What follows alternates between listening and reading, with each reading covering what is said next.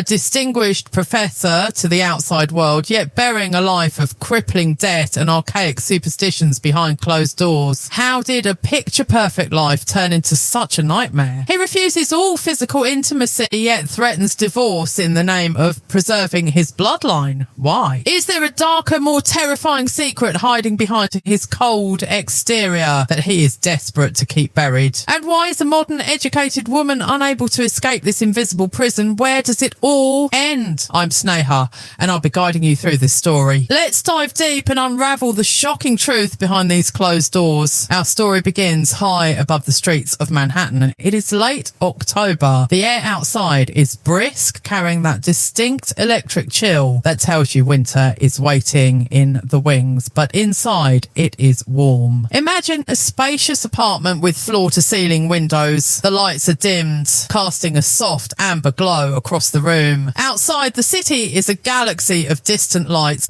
blurred by a gentle, steady rain. Pitter-patter, pitter-patter. The rain taps against the glass, a soft, insistent rhythm that separates the world inside from the world outside. Standing by the window is a woman. Let's call her Elena. She is wrapped in a thick cashmere shawl, holding a ceramic mug of herbal tea. The steam rises in curling ribbons, smelling of chamomile and honey. Elena loves this weather. It reminds her of home, not this home in the concrete canyon of New York, but her first home, the one in the Midwest. As she watches the rain slide down the glass, her mind drifts back to the endless fields of corn and wheat, stretching out under a vast open sky. She grew up in a small town where everyone knew everyone's name. It was a place of quiet discipline. Her parents were civil servants, strict, hard-working people who believed in the value of a dollar and the importance of reputation. Her father, a man of few words but immense strength, used to say,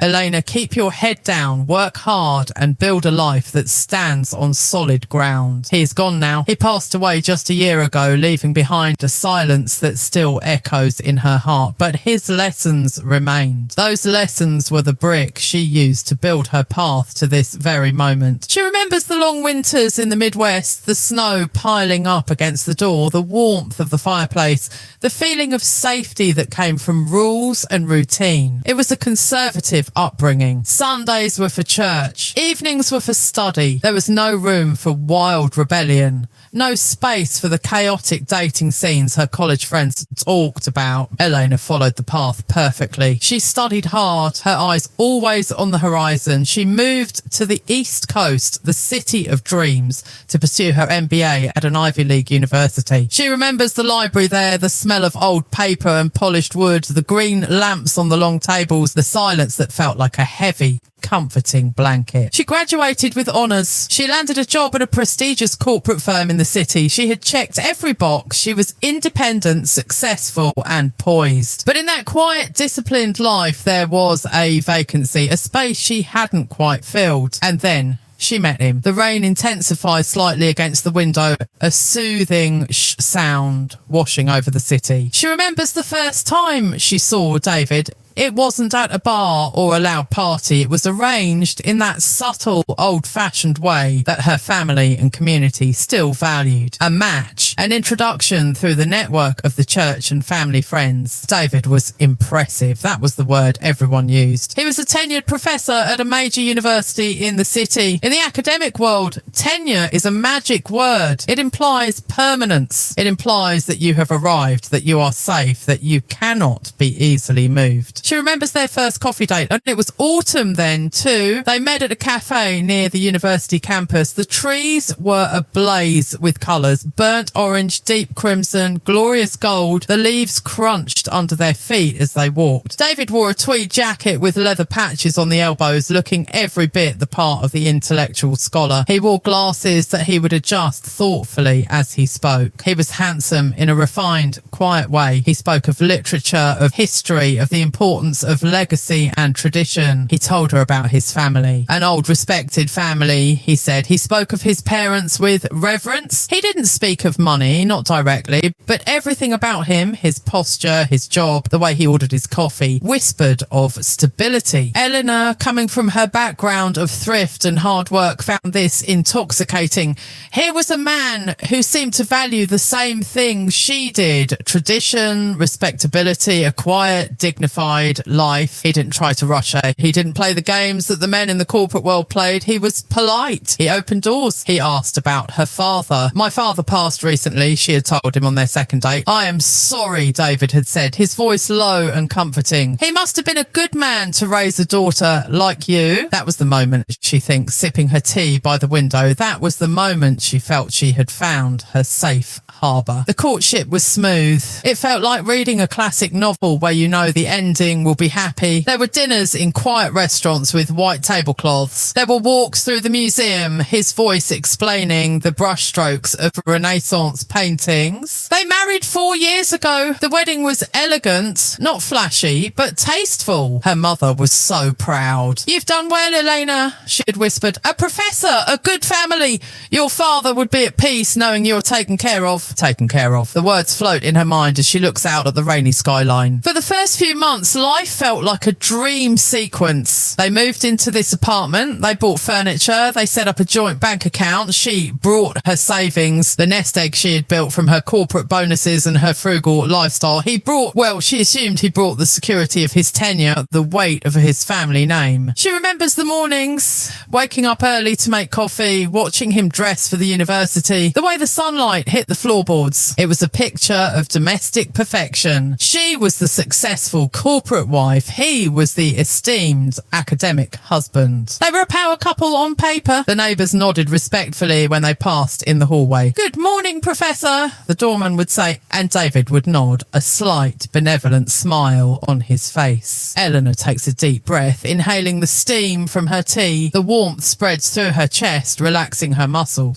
In those early days, she didn't look too closely at the details. She didn't check the mail with suspicion. She didn't wonder why he never talked about his daily finances. She simply trusted the image, the facade. It was like the fall season itself, beautiful on the surface, all gold and red and vibrant, but underneath the leaves, the ground is preparing to freeze. Underneath the beauty, things are changing, hardening, going dormant. But tonight, in this memory, we are still in the golden phase. We are still in the illusion of perfection. She finishes her tea and places the mug on the sill. The rain has slowed to a drizzle now, a soft mist covering the city. The lights of the skyscrapers are twinkling like sleepy stars. She turns away from the window and looks at her living room. The bookshelves are lined with his books, heavy leather-bound volumes of philosophy and history. They look so solid, so permanent. She walks slowly down the hallway toward the bedroom, and the floor is cool under her bare feet. The apartment is quiet. David is already in bed, perhaps reading, or perhaps already asleep. There is a calmness here, a stillness. It is the stillness of a house that keeps its secrets well. As Elena climbs into the soft, high thread count sheets, she pulls the duvet up to her chin. The fabric is cool and crisp. She closes her eyes. In this moment, looking back, she realizes that she fell in love with a silhouette. She fell in love with the idea of a life rather than the life itself. But that realization is for later. For now, in her memory, she is safe. She is married. She is home. The rain hums a lullaby against the glass. Hush, hush. The city below continues its endless motion, but up here, everything is suspended in time. The air is still. The breath is slow. The facade is intact. The curtain has not yet been pulled back, and in that ignorance, there is a kind of bliss, a kind of peaceful slumber. As you lie there now, listening to this story, imagine that sense of safety, the feeling of a warm blanket on a cold night, the feeling that everything is exactly where it is supposed to be.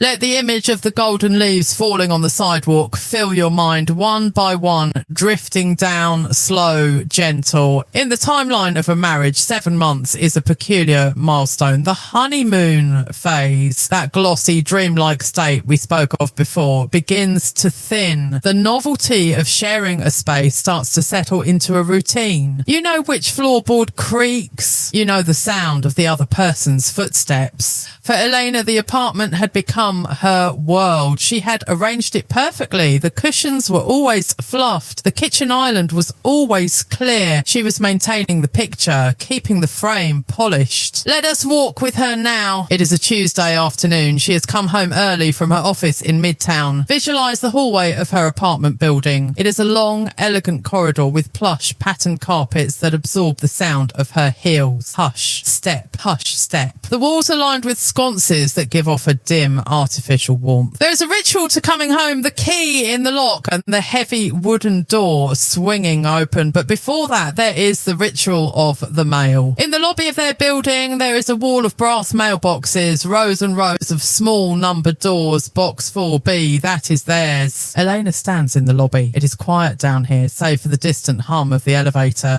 She turns the small key in the lock. Click. She pulls out a small stack of envelopes. Most of them are standard. A flyer for a new Italian restaurant, a utility bill, a magazine subscription for David, something about archaeological reviews. But as she sorts through them in the elevator, riding up to the 4th floor, her thumb catches on one envelope. It is different. The paper feels cheaper, rougher. There is no handwritten address, just a window pane showing her husband's name, and below it the words urgent stamped in red. The return address is from a bank, not their bank, a different one, and a name that sounds cold and administrative. Collection department. The elevator arrives with a soft ding. The doors slide open. Elena walks down the hallway to their apartment. She feels a strange heaviness in her hand, as if that single envelope weighs more than the rest combined. She enters the apartment. It is silent. David is not home yet. He is still at the university, likely teaching a late afternoon seminar. She places her bag on the console table. She walks to the kitchen,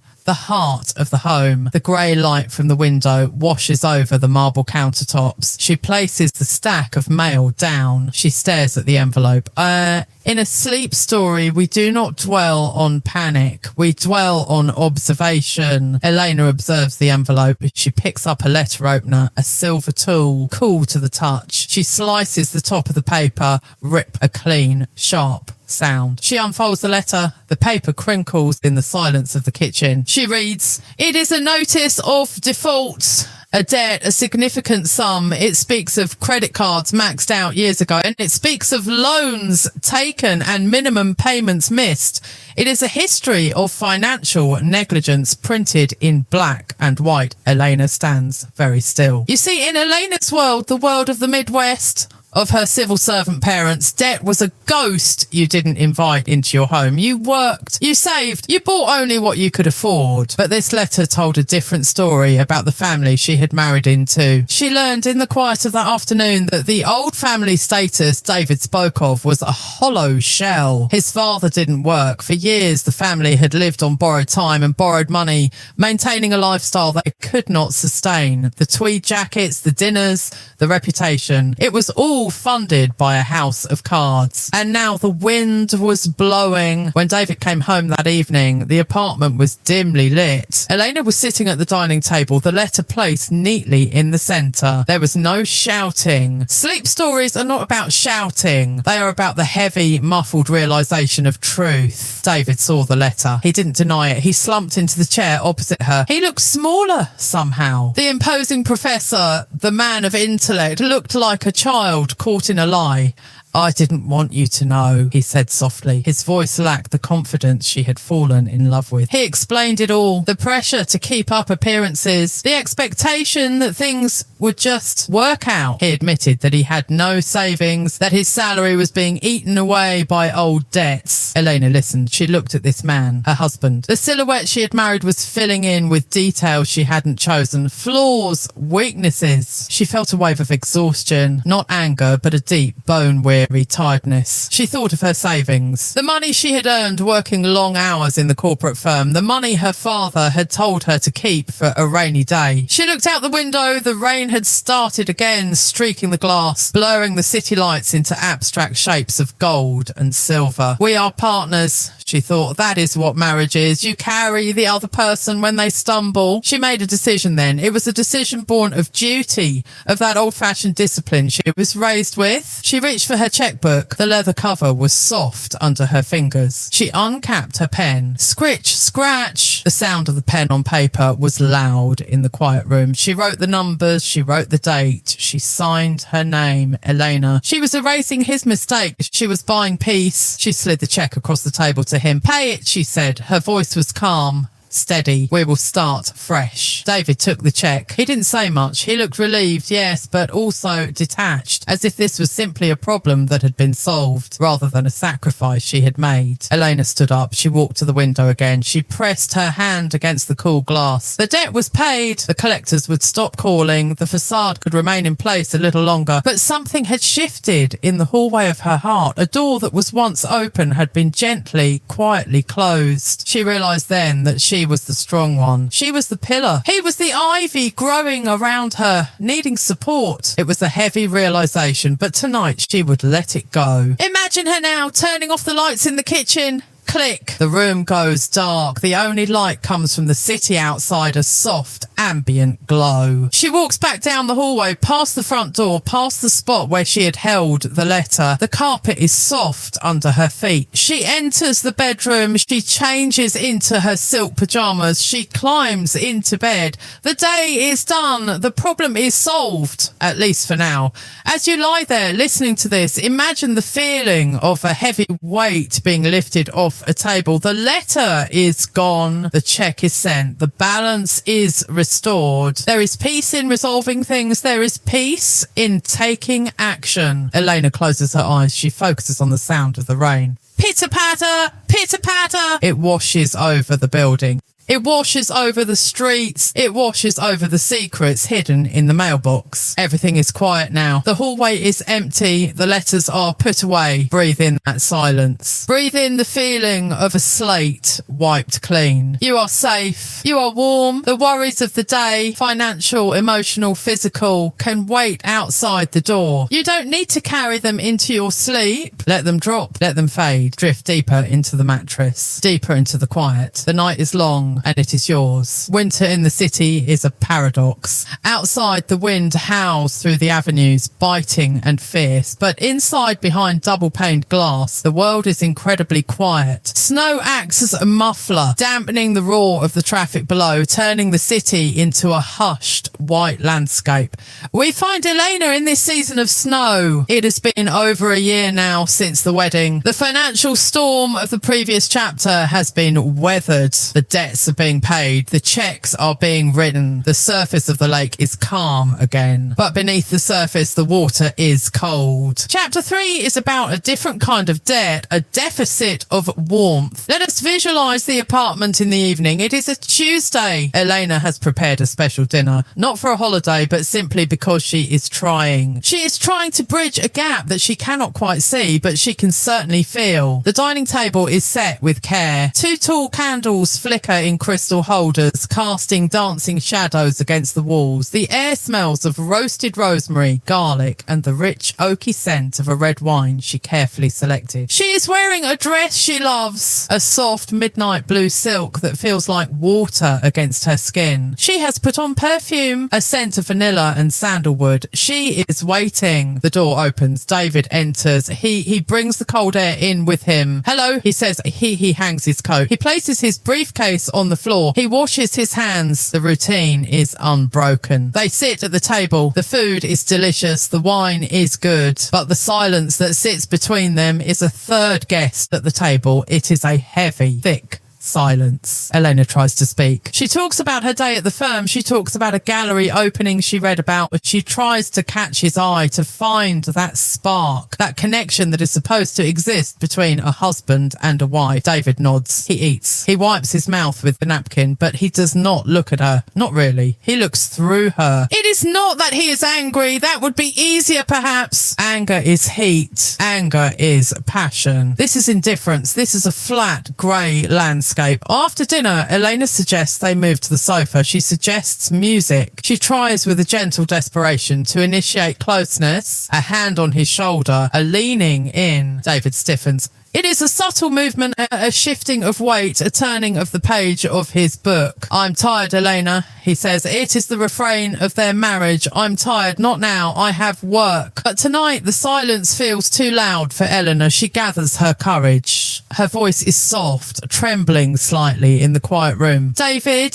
she says, we are drifting apart. We live together, but I miss you. Maybe we should talk to someone, a professional, a counsellor. The suggestion hangs in the air like smoke. David slowly closes his book. He takes off his glasses and cleans them on his sweater. He looks at her, and his expression is not one of concern, but of clinical detachment, as if she is a student who has asked a foolish question. The problem, he says, his voice smooth and cool, is not us. It is you, Elena. He stands up and walks to the window, looking out at the snow. You don't know how to be, engaging, he says. You expect feelings to just happen. If you don't know how to create intimacy, perhaps you should learn. Watch a video, consult the internet, learn the mechanics. The words land softly, but they carry a chill that is colder than the winter wind outside. He is not shouting. He is gaslighting. He is shifting the burden of his own emptiness onto her shoulders. He is telling her to learn love from a screen, to study passion like a textbook, because he has none to give her. Elena sits very still on the sofa. She doesn't cry, not yet. She feels a numbness spreading through her chest. It is the feeling of realising that the person you are closest to is actually miles away. He walks past her, heading to the bedroom. I'm going to sleep, he says, and then she is alone in the living room. The candles are still flickering. The wine is unfinished. Elena stands and walks to the window. She presses her forehead against the cold glass. She looks out at the apartment building across the street. She sees hundreds of windows, hundreds of squares of yellow light. In one window, she sees a couple laughing in their kitchen. In another, she sees someone reading alone. She wonders about the other women she knows, her friends from the corporate world, when they meet for coffee, amidst the clinking of porcelain and the hiss of espresso machines. They talk about their husbands. They roll their eyes affectionately. They talk about intimacy as if it is as natural as breathing. Elena usually smiles and nods, sipping her coffee, saying nothing. She feels like an imposter. She feels like she is acting in a play where everyone else has the script, but hers is blank. She had suspected for a time that there was someone else, another woman, a student.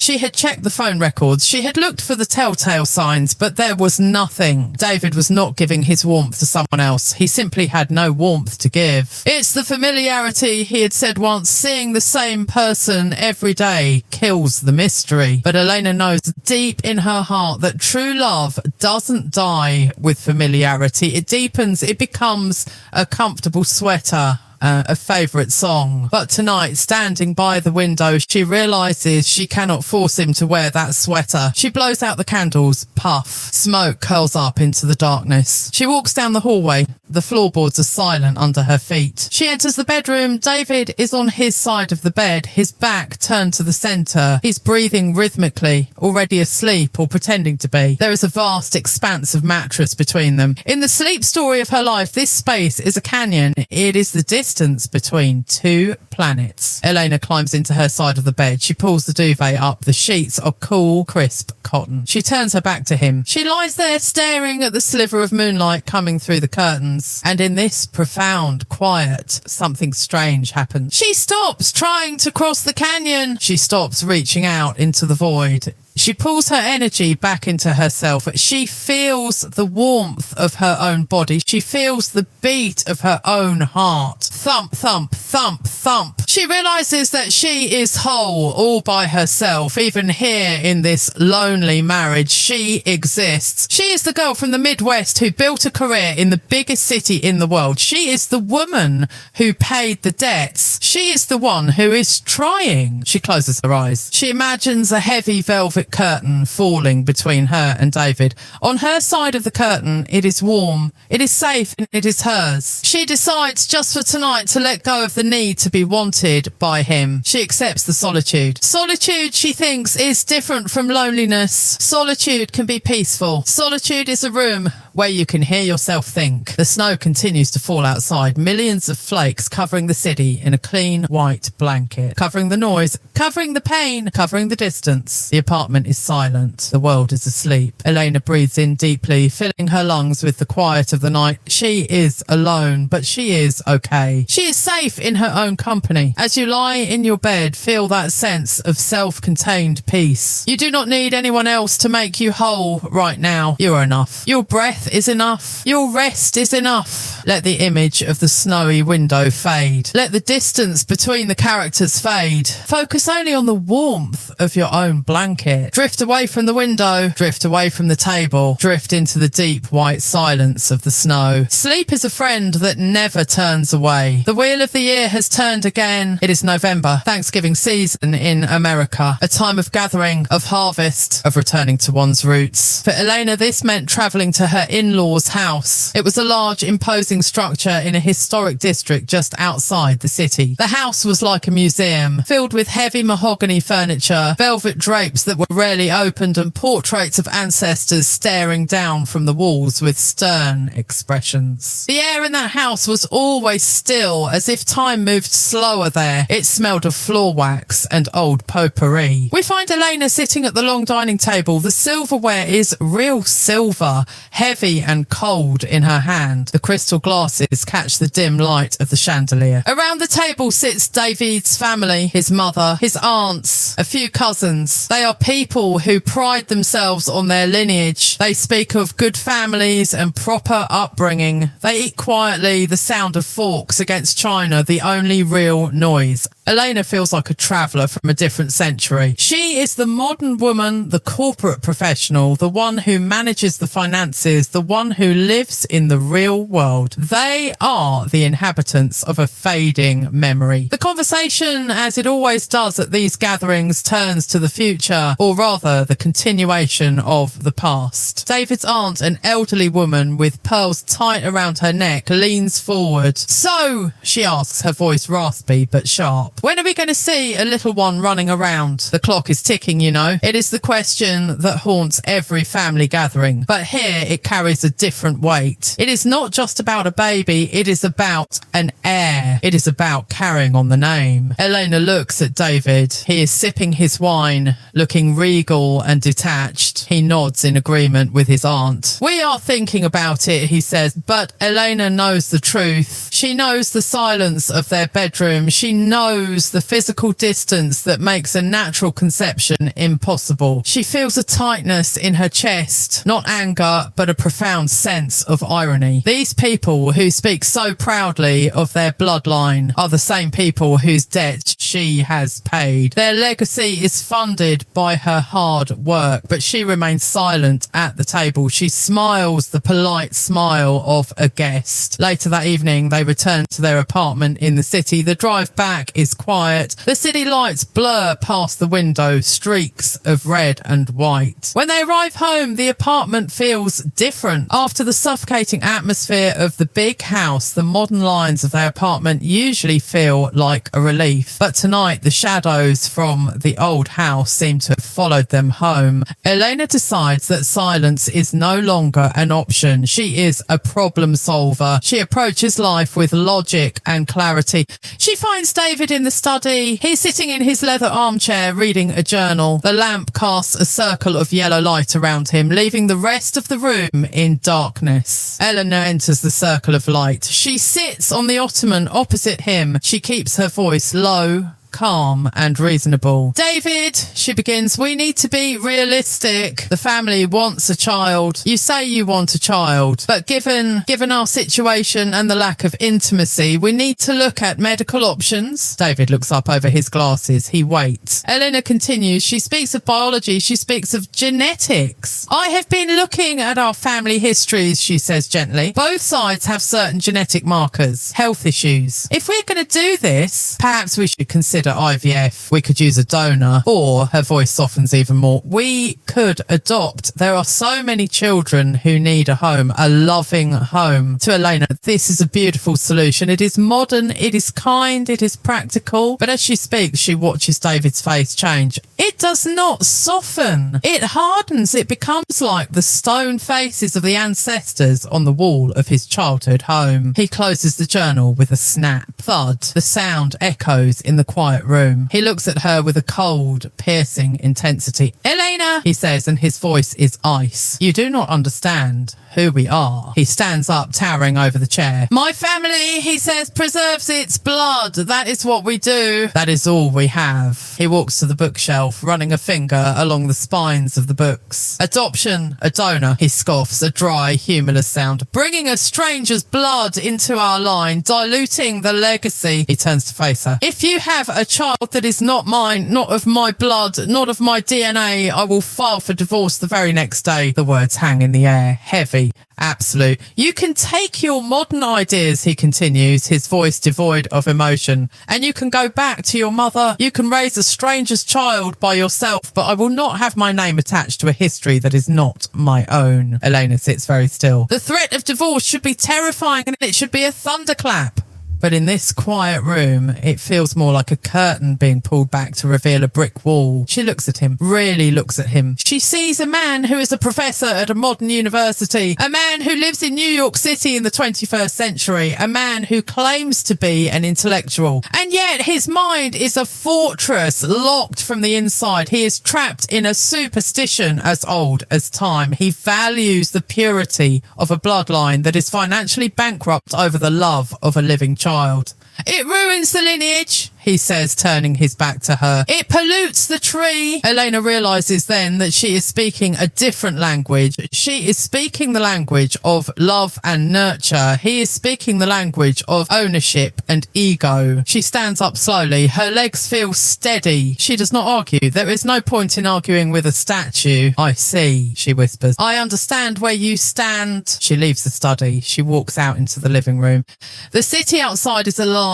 Millions of people, millions of different stories mixing and merging. She walks to the window and looks down. She thinks of the word legacy. David thinks legacy is blood. Elena thinks legacy is kindness. Legacy is what you build, not what you inherit. She realizes that his threat, I will divorce you, was meant to control her. It was meant to make her afraid. But as she stands there in the dark living room, she doesn't feel fear. She feels a strange, distant sense of clarity. She realizes she is married to a ghost. He is a man made of past glories and old prejudices. He cannot move forward. He can only look back. And she is moving forward. Even while standing still, her mind is travelling away from him. She imagines a child not born of bloodlines, but of love, a child she might one day have. And she realizes that David, with all his pride, would never be a father to that child. He would only be a gatekeeper. The apartment is silent. The study door is closed. Elena wraps her arms around herself. She feels the warmth of her own skin. She is trapped, yes, the finances, the job, the social pressure. It is all still there like a cage made of glass. But the door to her heart, the door that was waiting for him to enter, has quietly clicked shut. She is no longer waiting for him to understand. She is no longer waiting for him to change. Acceptance washes over her like a cool wave. Not acceptance of his views, but acceptance of the reality. This is who he is, she thinks, and this is who I am. She turns away from the window. She walks to the guest bedroom tonight, and the sheets there are fresh and cool. She lies down. In the dark, she thinks of the inherited shadows that David carries. They are heavy, they are dark, but she does not have to carry them. She closes her eyes, I'll say. She imagines cutting a heavy rope that was tied to her waist. Snip! The rope falls away. The weight drops. She is lighter now. She floats on the mattress. She is a separate entity, a whole world unto herself. Let that feeling of separation bring you peace. Sometimes knowing the truth is better than living in hope. The truth is quiet. The truth is solid.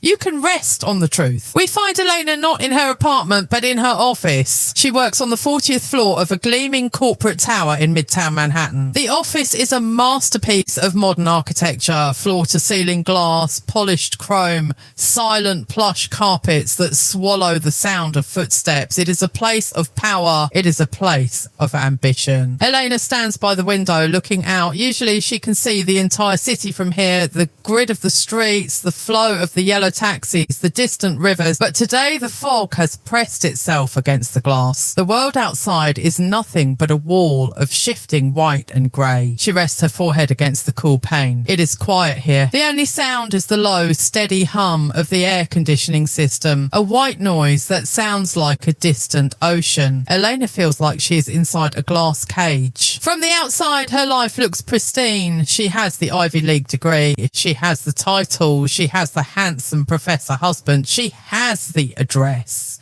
But from the inside, looking out, she sees the invisible bars. She thinks about the conversation in the study, the ultimatum, divorce. The word floats in her mind like a leaf on a dark pond. In a storybook, the heroine would pack a bag, slam the door and walk out into the sunset. She would be free. But Elena lives in the real world, and the real world is complicated. She thinks about the economy. The news is filled with talk of a recession. Market instability, they call it. In the corporate world, jobs are fragile things. One bad quarter, one restructuring, and the desk is cleared. She runs the numbers in her head. She is practical. She is a survivor. If she leaves David, she leaves the apartment. The rent in this city is unforgiving. To live alone, to pay for a divorce lawyer, it requires a safety net she doesn't fully have because she spent her savings paying off his family's debts. The irony is not lost on her. She bought their safety, and in doing so, she sold a piece of her own freedom. She feels the weight of the golden handcuffs. She is too successful to be pitied, but too entangled to be free. Then there are the voices from home, the invisible threads that tie her to the Midwest. She thinks of her mother.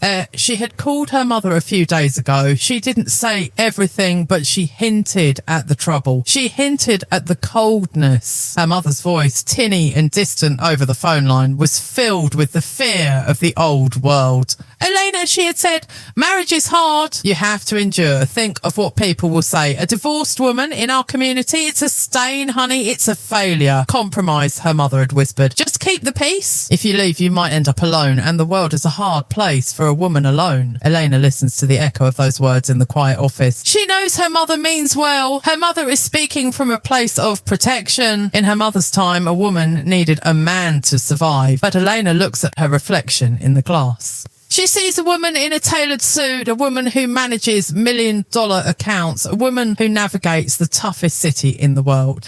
And yet the fear is there. The fear of the label. Divorced, unable to keep her husband, damaged. It feels strange to her. What a peculiar world, she thinks. Here she is, in a country that champions freedom, independence, and the pursuit of happiness. A first world nation. And yet the mind is still shackled by medieval fears. Even here, among the skyscrapers and the technology, the ancient pressure to keep the family name and save face rules the heart. Her husband, the educated professor, is a prisoner of his bloodline. Her mother, the loving parent, is a prisoner of society's judgment. And Elena, she is a prisoner of her own pragmatism. She watches a droplet of water run down the outside of the glass. It moves slowly, tracing a path through the fog. She feels feels a deep sense of hesitation. Am I overthinking? She wonders. Am I making a tragedy out of a normal life? Maybe this is just what marriage is. Two people living parallel lives, never touching. Maybe the spark is a myth sold in movies. She feels the fatigue of the question. It is a heavy blanket-like exhaustion. She turns away from the window. She sits in her ergonomic chair. It supports her, holds her. She closes her eyes for a moment in the office. She realizes that she is not ready to break the glass today, and that is okay. Sometimes survival is about waiting. Sometimes survival is about stillness. She imagines the glass cage not as a prison, but as a greenhouse. Yes, she is trapped for now, but inside this space, she is growing. She is observing. She is gathering her strength. The fear of leaving, the fear of poverty, the fear of judgment is like the fog outside. It clouds her vision. It makes it hard to see the path, but she knows that fog eventually lifts. The recession will pass. The job market will turn. The voices of the neighbours will fade. She takes a deep breath in the quiet office. She decides to exist in the in-between. She doesn't have to leave today. She doesn't have to stay forever. She just has to get through this afternoon. She opens her eyes and looks at her hands. They are steady. She is capable. She is resilient. She realises that the glass cage has a door. It is not locked. It is just heavy. And right now, she is simply gathering the muscle to push it open. The thought brings her a strange kind of comfort. She is not a victim.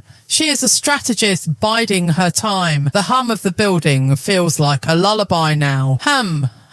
It is the sound of the city working, the sound of life continuing. Imagine yourself in that high tower, safe behind the glass. The chaos of the world is outside, muffled by the fog. Inside, it is cool, it is calm, it is controlled. You can see the worries, the money, the reputation, the future floating outside the window like grey clouds. They cannot touch you in here. You are observing them, you are acknowledging them, but you are not letting them inside your heart. You are safe in the waiting. There is peace in the pause. You do not need to make the big decision tonight. You only need to rest. Elena packs her bag. She turns off the office light. Click. She walks to the elevator. She is going home to sleep. And so are you. The glass cage is just a temporary shelter. One day the sun will come out and the glass will disappear. But for tonight, let the walls protect you. Let the fog wrap the building in a soft embrace. Our story concludes on a Sunday morning in late May. The seasons have turned once again. The biting cold of winter and the heavy grey fog of early spring have lifted. In New York City, May is a promise kept. The trees along the avenues have exploded into lush, vibrant green. The air is sweet, carrying the scent of blooming lilacs and the fresh, earthy smell of the river. We find Elena not in the apartment and not in the glass tower. She is outside. She is walking along the path that runs by the Hudson River. It is early, very early. The city that never sleeps is currently resting, caught in that rare, magical hour between the last stars fading and the full bustle of the day beginning. The river is calm today. The water glimmers like hammered silver, reflecting the pale blue of the sky. Swish, lap, saint. The water moves against the stones of the bank, a rhythmic, eternal sound. Elena is wearing comfortable shoes. She walks with a light step. She is not rushing to a meeting. She is not running errands.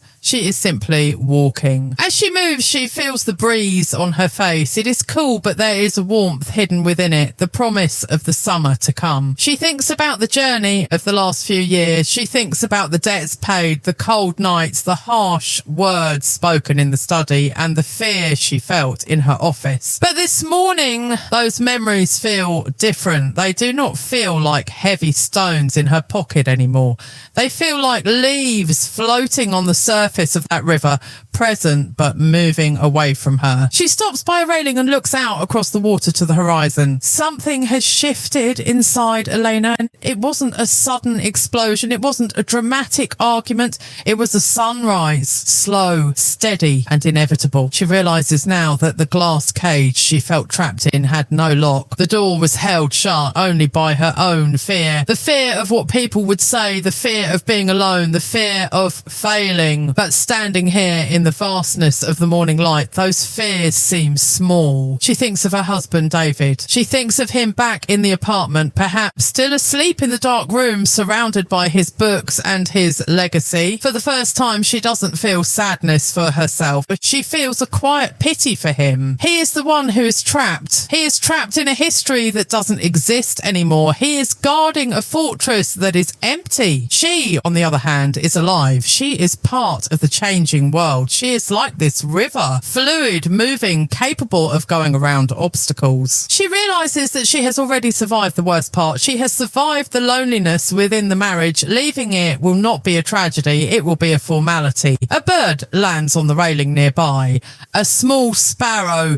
It chirps once, hops, and takes flight again, effortlessly riding the wind. Elena takes a deep breath. Inhale, exhale. She realizes she doesn't have to leave today. She doesn't have to leave tomorrow, but she knows she will leave. The decision has been made in the quiet chambers of her heart. The timeline is now hers to control. She will save her money again. She will quietly build her own nest egg. She will prepare, and when she walks out that door, she will not be walking out as a victim or a divorced woman with a stigma. She will be walking out as Elena. She thinks of the child she wants, the family she dreams of. She knows now that family is not defined by bloodlines or ancient names. Family is defined by warmth, by presence, by love. And she has so much love to give. She knows that path is still open to her. The pressure from her mother, the whispers of the village, the judgment of society, they're just noise. Like the distant traffic on the highway. You can hear it, but you don't have to let it dictate your direction. She turns away from the railing and continues her walk. Her chest feels lighter. The invisible weight she had been carrying, the weight of trying to fix him, the weight of trying to be someone she isn't, is gone. She is no longer the professor's wife. She is no longer the dutiful daughter. She is just herself, and that is enough. The sun has risen higher now, casting dappled shadows through the leaves of the trees. The light dances on the pavement. Dance, shimmer,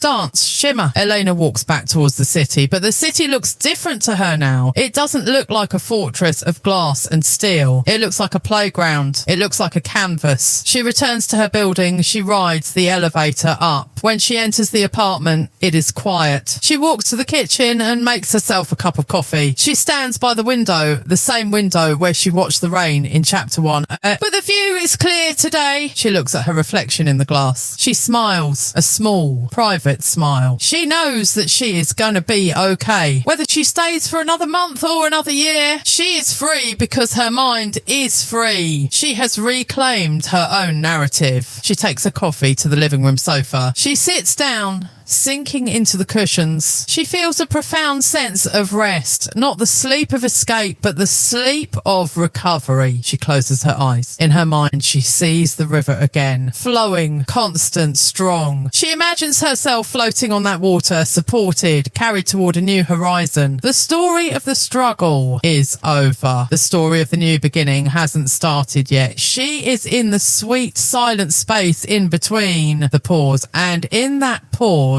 there is perfect peace is the final sleep induction. Now I want you to join Elena in that space of peace. Imagine that you too are sitting by that river in the warm sunlight. The conflict is behind you. The solution is ahead of you. But right now, you are simply here. Feel the sun warming your skin. Hear the gentle lap of the water. Smell the fresh green scent of the trees. You have permission to lay down your burdens. You have permission to stop thinking. You have permission to just be. Visualize a soft white light surrounding you. It is a cocoon of safety. Nothing can disturb you here. The voices of doubt are silenced. The worries of the future are far away. Focus on your breath. It is a slow, steady wave. In and out, like the river. Flowing to the sea, your body is heavy, so comfortable, so relaxed. Your legs are heavy. Your arms are heavy. Your eyelids are sealed shut with relaxation. You are drifting away from the story now. Drifting away from Elena. Drifting away from my voice. You are floating into your own dreams. Dreams of freedom. Dreams of light. Dreams of peace. You are safe. You are loved. You are free. The current of sleep is taking you. Gently,